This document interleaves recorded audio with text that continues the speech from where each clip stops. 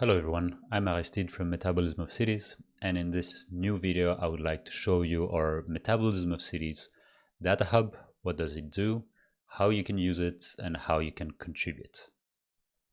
So the Metabolism of Cities data hub is a crowdsourced urban metabolism data hub, and we think is perhaps the biggest one that exists after doing research on urban metabolism for so many years. I'm not sure we have seen something yet that big, and the important bit is that it is crowdsourced. Now let me explain you what it is, what does it do, and how you can use it. So first of all, you can see here it has several phases that we're going to come into a second. And second of all, you see here we have a number of cities. So very briefly, what is urban metabolism, in case you have never heard of it, is the study of flows of material flows, energy flows, water flows, entering and exiting cities. And the role of this data hub is to collect all of this information, process it, and visualize it, and ultimately analyze it. We do all of this in order to better understand what happens within your city, but also to figure out what are ways to reduce, of course, all of these flows, because they have also environmental impacts. Now, you will see here there are many tabs that I will go through one by one. What's important for you to understand is that we have a number of cities. So as you see here, 94 cities, and they have been filled up by volunteers that have taken courses that we provide that are for free in our education hub, from students doing an internship or a master thesis or something like that, or even PhDs, PhD students, researchers. So it's really a common effort. So this data hub is of course open source. Whatever we do is open source and free, in an effort to centralize all of this information, because there is so much out there, but we don't know where to find it. And once we find it, it's not very often harmonized, so it's not comparable. So there's many different elements why urban metabolism is not advancing as fast as we want. And we think this is one of the reasons, one reason that might help us to advance further the field of urban metabolism. So as I said, we have 94 cities over here. If we click on here, you see all of the 94 cities, and they're a bit all over the world. You have a lot of Latin American cities, because we had a Spanish course on urban metabolism and data collection. We have some from the global north, let's say, but also a lot from the global south. So we have a very good mix of cities here and there. And you see how many documents are uploaded for each of the cities. So this is an overview in case you want to see which city. First of all, look if your own city exists there, and if you want to see what data exists there, and if you want to contribute, you can also add data yourself. Now this is the cities tab. What else? You have the data layers tab. So when you see each of the cities, they have their own what we call urban metabolism dashboard. So let me just go to one city here, for instance. I'll take the case of Geneva. You see that, well, it's more or less complete. So we ask for a number of things, and the person that has contributed to that dashboard has uploaded most of the information that we're looking for. You can see that that person has added 230 plus documents, and these documents are separated into layers, main layers. The contextual layer that tells you what your city is, what does it look like, how many inhabitants, what are the economic activities. Then the biophysical layers are the ones that tell you, what is the climate, what is the soil, what are the water bodies that you have in your cities. Then you have an infrastructure layer that tells you where are the different infrastructures of your city, like water infrastructure, energy infrastructure, transportation infrastructure, many different types of infrastructures that your city may have, and these infrastructures are the ones that circulate and mobilize the flows and stocks. The flows and stocks being energy, matter, water, and all of this. So when you look at here, again, the data layers, you will see that you have different layers that exist here. So if I click on one, which is the context layer, you see that you have sub-layers within each of the layers, and you see how many documents exists for each of our, for all of our 94 cities. You see that we have 6 sub-layers here. In biophysical characteristics, you have another 7, etc., etc. So let's imagine that you are very interested into, let's say, waste infrastructure. Regardless of the cities, you would go to infrastructures, then find waste, which is here. You'll click on it, and then you will see what types of information do we have. So along the 108 entries that exist, you will be able to see what different types of documents there are. So reports, shapefiles, journal articles, web pages, whatever that is. What is the document that was uploaded? What is the space? So where is it in the Word? So you see that we have elements from Kigali in Rwanda, Medellin in Colombia, you have Sevilla in Spain, Buenos Aires. So you have really many different cities across the world. So these are the data layers, and we chose to collect information in data layers and not in a very rigid accounting method such as economy-wide MFA, because it allows more flexibility for the users.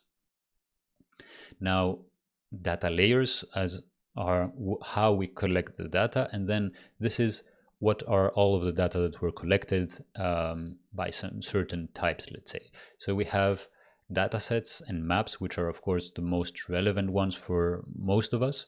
And if we go to data sets, you'll see here we have 1,800 datasets that are uploaded in our system, and these are the collected ones. And then you have datasets with visualizations. So let me explain in a second how we got this, but if you click on data with visualizations, it gives you this small icon in front of the datasets, and that means that it's visualized. And you can click on whichever the one you want. So for instance, here is water consumption in Geneva, and you see the different consumption levels and water losses here down below in light blue. And what's great is that, so you see who has uploaded the dataset, you see what is the license of the document, who has processed the dataset. In this case, it's the same person that has done both. And then you see the different types of visualizations that we offer. So a bar chart if you want, a column chart, a drill down, which means that you can click in one and then it gives you the two other information pieces of information. You can have line charts, you can have pie charts, and then you can download, of course, these charts as PNG or JPEG or PDF, and you can use them in your own reports. Now, how did that person transform this, a document like an Excel file into these visualizations? Well, if you remember at the very, very beginning, we have 3 main phases in our data hub. We have data collection, which is really referencing and uploading data and reports into our platform. Then you have data processing, which is really taking this information that is very using different formats, using different nomenclatures, using different ways of collecting the data and formatting it, and we have our own formatting, and you need to squeeze this data set into our own formatting in order to get all of these visualizations semi-automatically. So this would be the data processing. And then we have data analysis. We're not there yet. We have some bits of data analysis, but we will get there in a second. So this is the different phases. We had courses on data collection, we had courses on data processing, and then data analysis. We're really hoping to move forward this year on this. So we've seen the cities, which are the cities dashboards, then data layers. We have the 4 major layers where we collect information for each of the cities, libraries. So I showed you datasets. Let's have a look at maps as well. So if you click on maps, then it will show you all of the maps that we have. So we have 800 plus maps. And if you can also click the previews of what it looks like. So in some cases you have trees, in other cases you have addresses or public bikes stations, or you can have farms, or you can have public transportation. So you can have many different ways to showcase your datasets through maps. And one very interesting in the case, if we go to one city, let me just go to Geneva again, or whichever city has a lot of maps, you can start. So this is the dashboard for one unique city. If you click on any of the cities, you will get there. You see how many datasets have been included, how many maps, and all of this. And once you have processed your city boundaries, and this is what it looks like, and you can see here there is view master map. And once you click here, you actually have all of the maps that are neatly collected into one single space. So for instance, this is the city of Geneva, and then you can see, okay, where is some of my waste treatment plants? You can see them here. You can see, okay, where is, let's say, where are some places where you extract gravel in Geneva? So you have to zoom out a bit, of course, to see it over here. And you can see many more different maps over here in case you are interested.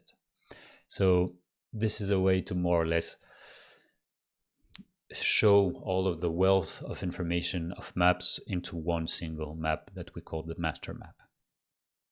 Now, some other important features that we have included in this data hub, which were not present before, is the community aspect. So the community hub is a place where contributors discuss and understand who has done what, but also if they want some help, if they want to ask a question, this is where we answer them. So let me just jump through the community hub.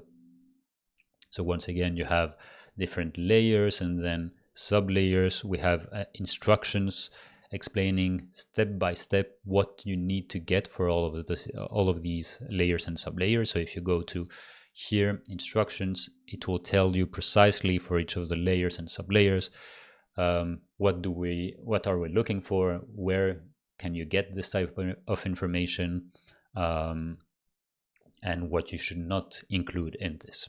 So these are the instructions. If I go back to the community hub over here, you have the different cities, and you also have discussions and questions. These are generic for all of the data hub, but they can be also more specific to a city. Now let me just show you this. And then within it, you have the data collection space where you can discuss about things. You have the data processing.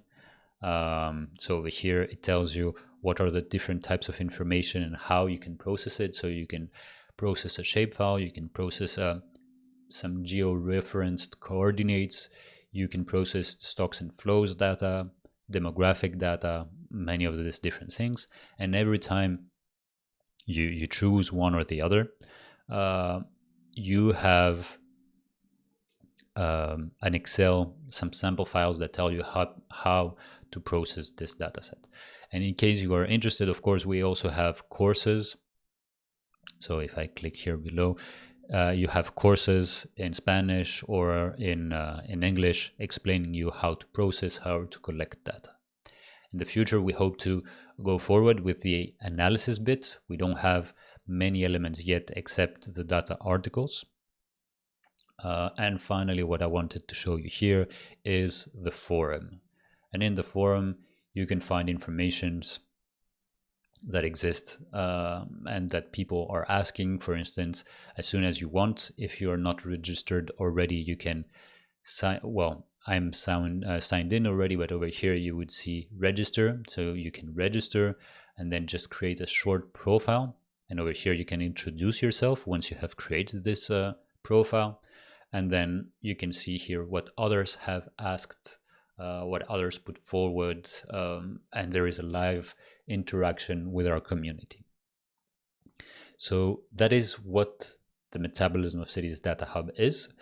We really see it as an opportunity to collaborate with many people across the world. These people, of course, you can be a citizen that you want to learn more about your city. You can be a researcher and you want to use our tools to make your research more easy, more lively, more interactive. We also want this to be used by policymakers, for instance, if they want to look at specific data sets that are visualized to understand how their city functions, performs, goes towards their climate goals, for instance. And we also see this as a collaboration platform where all of these people can come together, discuss, collaborate through their own data hub. Many people from the same city can come together and work together on the same city. And in the future, so as I said at the very beginning, this is a crowdsourced effort. So as in Metabolism of Cities, most of us are also volunteers. We have some projects, but this is a mostly volunteer project where we're trying to help others and us as well, because this is something that we dreamed of and we wanted to build for us as well.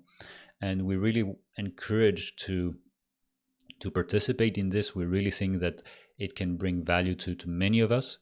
And there are many things that we're thinking of. I'm going to make a separate video explaining what are let's say, our goals for the future. But what I want to conclude with is that